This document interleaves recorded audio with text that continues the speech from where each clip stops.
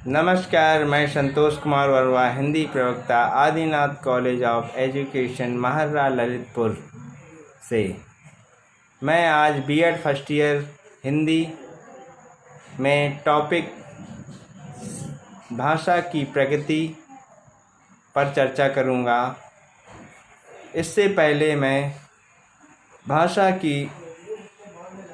का अर्थ और भाषा की परिभाषा पर मैं विस्तृत चर्चा कर चुका हूँ इससे पहले के वीडियो में। आज मैं भाषा की प्रगति के बारे में पूर्णतः चर्चा करूँगा। तो शुरू हो जाइए विद्यार्थियों मेरे साथ। भाषा की प्रगति क्या होती है? भाषा की प्रगति निम्न प्रकार से होती है। भाषा पैतृक संपत्ति है। आपने देखा होगा, भाषा जहाँ की जैसी भाषा होती है, बच्चे वहाँ वैसी ही भाषा सीख जाते हैं। परिवार की जैसी भाषा होगी, आस पड़ोस की जैसी भाषा होगी, वो बच्चे वैसी ही भाषा सीख जाते हैं। गाँव में अधिकतर देखा गया है, बच्चे आस पड़ोस गाँव परिवार में जिस प्रकार की भाषा बोली जाती है, बच्चे उसी प्रकार की भाषा को ग्रहण कर लेते हैं और वैसी ही भाषा बोलने लगते हैं। वो मातृभाषा कहलाती है। बच्चे ये कहना गलत होगा कि भाषा पैतृक संपत्ति है, क्योंकि भाषा अगर पैतृक संपत्ति होती तो भाषा के लिए हिंदुस्तान में रहने वाला बच्चा हिंदुस्तानी सीख जाता है बिना किसी प्रयास के। लेकिन उसी बच्चे को हम अगर 1-2 साल के उम्र के बच्चे को अमेरिका में छोड़ के आएँ, अदर देश में छोड़ के आएँ, तो वो क्या हमारी हिंदी को बिना प्रयास के सीख जाएगा और इंग्लिश बोलना नहीं सीखेगा, क्योंकि वो हिंदुस्तानी बच्चा है, इसलिए उसे हिंदी आनी चाहिए। भाषा पैतृक संपत्ति है, इसलिए उसे माता पिता से मिली जो भाषा उसको वह सीख जाना, बिना प्रयास के सीख जाना संभव है क्या? नहीं। इसलिए भाषा पैतृक संपत्ति जब मान सकते हैं तब हम उसे शुरू से ही कहीं भी रखें और वो भाषा को सीख जाए। हाँ, ये मान सकते हैं कि भाषा जहाँ बच्चे छोटे से रहते हैं, चाहे वो बुंदेलखंड हो या पूर्वांचल हो, वहाँ की भाषा वो सीख जाता है। आस पड़ोस गांव की भाषा, वो गांव में रहेगा तो गांव की भाषा सीखेगा। भाषा की प्रगति कह सकते हैं, भाषा की प्रगति जहाँ बच्चा रहेगा वहीं की भाषा सीखेगा, या ये चाहे वह हिंदुस्तान में रहे या अदर देश में रहे, वह छोटे में जो भाषा सीखेगा, जिसके संपर्क में आएगा वैसे ही भाषा सीखेगा, ना कि हम जैसी चाहेंगे वैसी भाषा सीखेगा।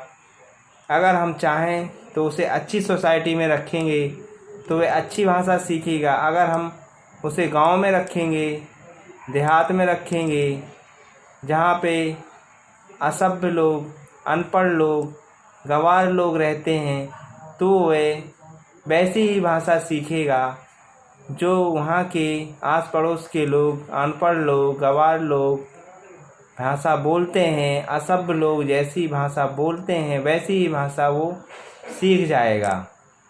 इसलिए संभवतः जितनी भी कोशिश हो, बच्चे को अच्छी सोसाइटी में रखना चाहिए, तभी वो अच्छी भाषा सीखेगा। यह बुनियादी भाषा होती है। मातृभाषा बुनियादी भाषा होती है जो बच्चे माता पिता से सीखते हैं, अपने परिवार से सीखते हैं, अपने समाज से सीखते हैं, अपने आस पड़ोस से सीखते हैं। इसलिए कहा जाता है कि अच्छी सोसाइटी में रहना चाहिए। अच्छी सोसाइटी में निवास करने से बच्चों का भविष्य अच्छा होता है। बच्चे अच्छे पढ़े लिखे सब लोगों के संपर्क में जाते हैं तो वह उन्हीं जैसा व्यवहार, उन्हीं जैसी भाषा, उन्हीं के जैसा आचरण सीखते हैं। कहा जाता है कि बच्चे देखकर उसकी नकल बहुत जल्दी करते हैं, बहुत ही शीघ्र करते हैं। किसी को देखकर जैसे ही वो कर रहा होता है, जैसे ही वो बोल रहा होता है, वैसे ही बोलना सीख जाते हैं। बहुत ही अति शीघ्र सीखते हैं और वैसी ही भाषा, वैसी ही आदत, ये सारी बातें बच्चे बहुत ही जल्दी शीघ्रता से सीखते हैं। इसलिए भाषा को सीखने के लिए बच्चों को अच्छी सोसाइटी और अच्छे आचरण देने चाहिए। आस पड़ोस का माहौल अच्छा हो, वहाँ शुद्ध भाषा बोली जाती हो, वहाँ के लोग अच्छी भाषा बोलते हों और अनपढ़ गँवार इस किस्म के बच्चे आस पड़ोस में होंगे तो अपना बच्चा भी वहाँ पे ऐसी ही भाषा बोलेगा। अगला है भाषा अर्जित संपत्ति है। भाषा मानव अपने चारों ओर के समाज और वातावरण से भाषा सीखता है। भारत में उत्पन्न बालक इंग्लैंड में वह इसलिए अंग्रेजी बोलने लगता है क्योंकि उसके चारों ओर अंग्रेजी का वातावरण रहता है। उसके चारों ओर अंग्रेजी बोलने वालों का पर्यावरण या वातावरण रहता है, इसलिए वह वहाँ पे जाकर अंग्रेजी सीख जाता है। स्पष्ट है कि भाषा आसपास के लोगों से अर्जित की जाती है और इसलिए वह अर्जित संपत्ति कहलाती है।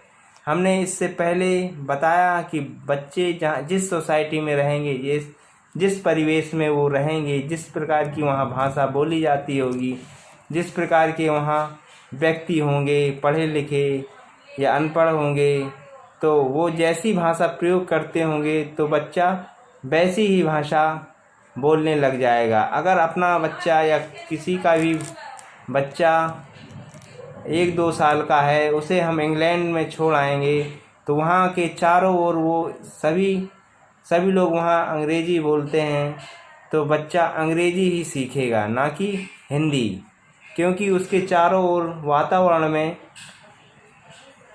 अंग्रेजी बोलने वाला ही व्यक्ति है, इसलिए वह अंग्रेजी ही बोलेगा। हिंदी से उसका दूर दूर तक कोई वास्ता नहीं होगा। इसलिए कह सकते हैं कि हिंदी भाषा जो है अर्जित संपत्ति है, अर्जित करनी पड़ती है, ये ना कि पैतृक संपत्ति है। अर्जित जहाँ से अर्जित कर सको, जितना भी अर्जित कर सको कर लो। अगला पॉइंट है भाषा सामाजिक वस्तु है। लैंग्वेज एक सोशल ऑब्जेक्ट। भाषा पूर्णता से अंत तक, पूर्णता आदि से अंत तक समाज से संबंधित है। उसका विकास समाज में ही होता है। भाषा पूर्णता से, आदि से, शुरुआत से अंत तक समाज से ही संबंधित है। इसका विकास समाज में ही होता है। प्रश्न यह है कि व्यक्ति भाषा का अर्जन कहाँ से करता है। इसका एक भाव अंदर है, समाज के, इसलिए समाज एक सामाजिक संस्था है।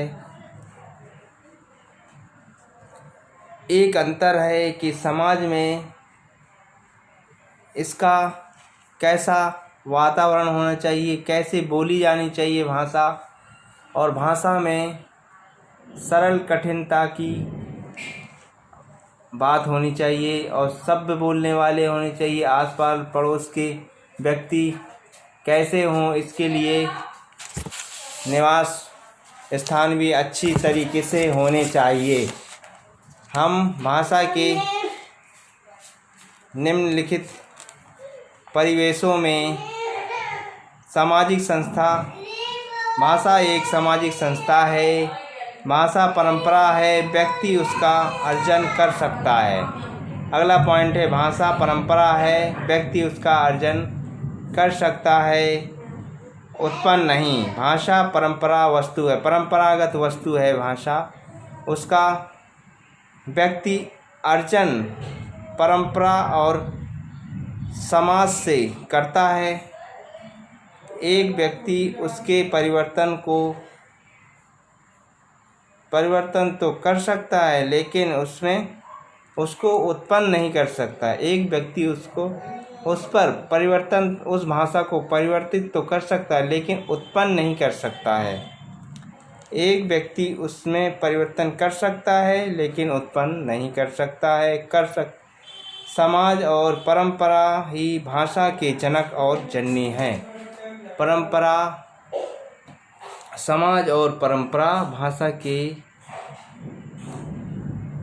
के जनक और जननी हैं। भाषा के बारे में मैं इतना ही कहना चाहता हूँ। भाषा की प्रगति कैसी है इसके बारे में मैं चर्चा किया, विस्तार रूप से चर्चा की। आज के लिए इतना ही। नमस्कार।